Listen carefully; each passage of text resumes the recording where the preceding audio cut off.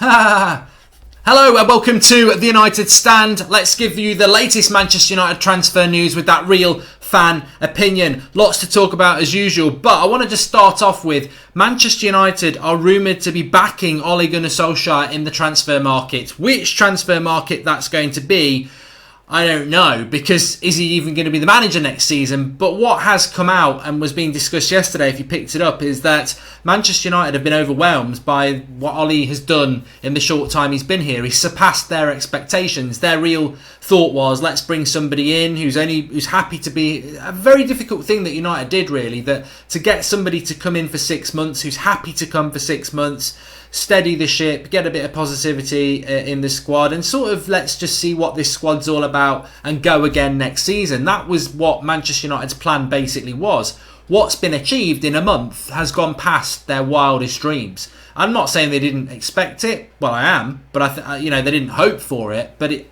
is surpassed that, and they're now in this situation where they're seriously looking at Solskjaer as the solution as the Manchester United manager. Because a month ago, when they brought Solskjaer in, he was going back to mould in May. It was a short-term thing with Mike Phelan, a bit of nostalgia, and they're looking at Zidane and Pochettino. They still are, but Ole is smacking with a chance, and there is a real temptation from Manchester United to back him, which I think they should do anyway. But how do they do that? Well, let's talk about some of the names and then I'll come back to what I think is going to happen around Ole Gunnar Solskjaer being backed this transfer window. But a player we've been linked to, Cengiz Ünder, who is a Turkish 21.5-year-old right winger for Roma. Many of you may not have heard of him, many of you will do, but he is the name over the last 24 hours, that United have been strongly linked to. Arsenal and Spurs have been looking at him for a while. Bayern Munich apparently wants him as well, but United being strongly linked to him in the last 24 hours. Now, it wouldn't be a January signing. That is what I'm hearing from that is what we're hearing from Italy, that it wouldn't be a January signing. There's not much chance of Roma letting him go in January, although, as I always say, everybody's got a price, but it's more potentially a signing for the summer for Manchester United. So what's Ünder all about? Well, he's relatively small for a winger, 5'8", which isn't a bad thing. He's very, very fast. Left-footed, but can use his right. Scores goals from long range, so he's got a good shot on him, and quite a pacey, as I said, skillful, creative player. Interesting that Manchester United are linked to him, because for two reasons really. One, he's a right midfielder, right winger, which we do need, and two is that he's around that sort of young player again. And I've spoken about this so many times at Manchester United. I don't know what you lot think about that. Actually, get in your comments below, because I'd like to read that and maybe bring it up on the 8 o'clock show tonight. What do you feel about what has been sort of coming out of United for the last 6 months or so, even as far back as last summer, that we had a manager before, his name was Jose Mourinho, who wanted to buy the ready identikit player, 28, 29-year-olds, but the board, certainly Woodward, wanted to buy players around 20, 21, the next stars, and that's certainly what you'd be getting with Cengiz Ünder, who is obviously 21 and a half, and we do seem to be looking around at that sort of player. He's exciting. He's a right midfielder. He wouldn't be the right midfielder I would go for. I mean, everyone's got their own personal choices. My 3 picks as a right midfielder would probably be Lozano, Leon Bailey. I don't know there. I suppose the third place is probably up for grabs, really, because I did quite like Pulisic, but obviously he's going to Chelsea. So, but he's a good player, and he's well thought of around Europe. Another young player I want to talk about that I can't tell you loads about because we haven't signed him yet, but it looks like we have. Isaac Hansen, who is playing in Norway. And he is 14 years of age and looks like he'll be coming to United at 16. Apparently, we've stolen a march on Liverpool for him. The next Norwegian Messi, apparently. I mean, who was the last Norwegian Messi? I don't know. But interesting that we're into Norwegian things at the moment with Ole. But I mention this because I don't always mention these players that we're linked to, these sort of players that we're going to get at 16. But I just want to... It's one thing I always want to sort of compliment the club on and promote the positivity around this, because this has been going on for a long time. We've been signing players around 15, 16 years of age for a long time. I'd say about 4 or 5 years now. It started with Van Gaal and we've continued to do it. And we've not really seen the fruit of those labours yet, but we should be starting to see it soon, because some of these players that we're buying, they will be approaching sort of 18, 19 now. So it'd be interesting to see when they start coming through. The one I really like the look of is Alatroy. Alua Traore, who we got from PSG, midfielder. But another one that we're looking at. So it's good that the club's doing that. I know it takes a little bit of patience, and you never know whether a youth player is going to make it or not. But it's good that we are doing it, and that's where I think our scouting system has worked really, really well. I also want to just mention Eder Militao, who is the Porto centre-back. We've been linked to a lot with him. He has got a release clause of about £50 million. Everton apparently interested in him now, which is interesting because Yerry Mina was a player we were looking at in the summer, and obviously he ended up going to Everton. I think he had a good couple of performances for Everton, and some United fans started saying, oh, we should have got Mina. I think yet again it was another Mourinho centre-back that he was just desperate to get anybody, which is why he was looking at Boateng and Mina, but I don't think there's anything in that.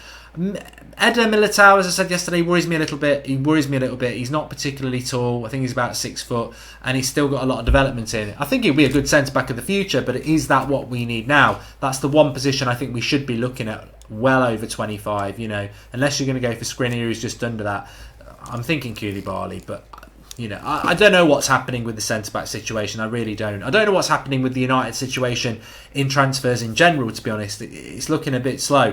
Timo Werner, RB Leipzig are trying to get him to sign a new contract. I only mentioned him like I mentioned him a couple of weeks ago because I think, again, he's in that early 20s bracket. And my dream sort of scenario would be Werner and Rashford as our front two sharing it, but whether we'd spend that much money to do that. And how do you remove Lukaku anyway? I think what happens with Lukaku is going to be very, very interesting. It's a problem that I don't know how we're going to solve because I don't see him being good enough to be our number 9, but I don't see him being on our bench for long either because he earns so much money and he's so valuable. So I don't know what's going to happen with Lukaku. Maybe that Italian move could happen in the summer. I don't know. But going back to what I was talking about at the start, Ole Gunnar Solskjaer and how he gets backed in the transfer market, because that is directly linked to what's going to happen in the next 2 weeks of this transfer market that we've got left, this transfer window. I was speaking to somebody yesterday actually, and it was a very, very good conversation. And they were saying that, look, obviously as United fans, you want to sign people, but look at it from a business point of view because you're run by business people. They brought a manager in, like I said a few minutes ago, who they expected to just steady the ship. Don't let it get any worse. Don't drop any further than 6th. Win a few games, try and play good football, and maybe pick up the FA Cup or something like that. I don't think there was an expectation that we could get top 4 with Ollie because we're run by businessmen, and I don't think they understand how things can change around very quickly. And I think they probably put many things on ice for the January transfer window and said, look, we'll put it all into the summer and we'll have a big summer because we'll be in the Europa League and we'll spend big again. And I think what's happened quite clearly is that Ollie has done something that's basically got us back into a race for top 4 in no time. And the club are now like, we're in a difficult position here. We've got a manager that we may want to keep, and we've got a shout at top 4, which will earn us a lot more money than the Emmerdale Cup. Do we go and do something now? Can we go and do something now? Because I certainly do look at it from a non-United point of view and say, why, if Ollie was only going to be here till May, why would you go and make signings in January for a manager that's not going to be here that long? But my mentality to that was always, well, yeah, don't go buying players that a new manager might not want. But if you're clever and you've got a director of football, which we don't have, and that needs to be escalated very, very quickly because Mourinho's gone now and he was the only obstacle to not having a director of football, we should be looking at signings that any manager would want. And whether you can do that in January or not, I don't know. But the interesting point is that if this club is now seriously looking at Ollie as being the manager and they want to give him a bit of money in January, and let's not forget, we didn't spend the budget in last summer.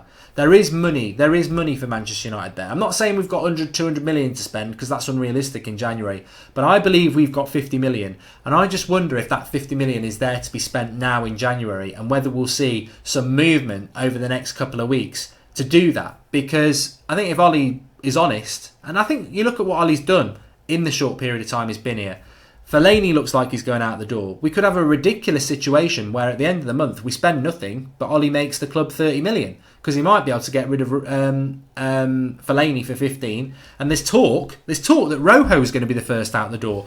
I don't know how you sell Rojo when he's injured, burning toast in Argentina. I don't know how you're going to sell him, but the Telegraph are saying that Rojo will be the first player out the door of Manchester United. So we could do what we did with the Memphis and Schneiderlin January, where we sold them both and made ourselves about 50 million in January. But I hope that we're going to do something this January transfer window, because I think if Ollie's been given the backing to do it, look at what he's done. You know, bench Lukaku, kick Fellaini out the squad, kick Valencia out the squad. I think he's not too nice, Ollie. He will say, look, if you want me to get top 4, this is what I really need. And whether the club can deliver that or not, I don't know. I've always felt United will do business this January transfer window. And I certainly feel and understand why people are thinking we're not going to. But I think that we are. I really do. I think there's something to happen. And let's not forget, this time last year, we hadn't signed Alexis Sanchez. It was probably around now that the rumours started.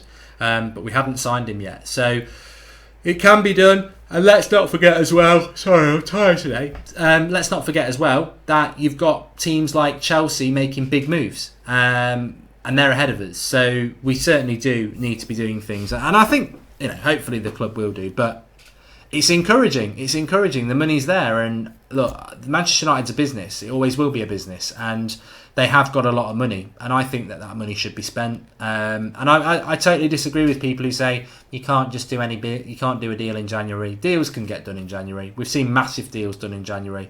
Van Dijk went to Liverpool last January for £75 million. So deals can be done. It's just about what our board wants to do and when it wants to do it, to be honest with you. And that's as simple as that. But get in the comments. Tell us what you think. What do you think about Under from Roma? 21.5, Turkish right winger. Would you take him at Manchester United, or what right wingers would you be looking at? Because for me, Leon Bailey would never get linked to him, and Lozano is the perfect person. But have we snoozed on that one too long? We could have got him 3 years ago. And is he now too much of a name that he's probably going to go to Barcelona or Real Madrid? He would be my number one choice for that position, but it would be a summer move. I don't think we'd be doing it now.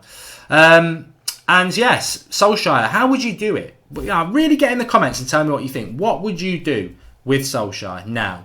Would you give him some money? Do you think we should just wait for the summer? The big risk is, if we do wait, and I can be patient with the rest of you, but if we do wait and we miss out on top 4 by 3 points, you'll all go, we should have spent some money in January, and we'll all have eyes on the board. And that is the risk they run by sitting and doing nothing, especially if Chelsea go and buy players. But let's not forget, I feel sorry for Spurs. Harry Kane's out till March. Son's gone on international duty. We're only 7 points behind them. They're going to drop more points now because they're 2 fantastic players for them. We now have got 2 spots to go for. There's 4 clubs going for 2 spots. Spurs, Chelsea, Arsenal, United going for 2 spots, 3rd and 4th. And that for us is a positive. Spurs, bad luck is our good luck, and we've got to go for it. Thanks everyone for watching. Please do smash a like on the video. Get your comments in below. Lots to discuss, and I'll speak to you all later.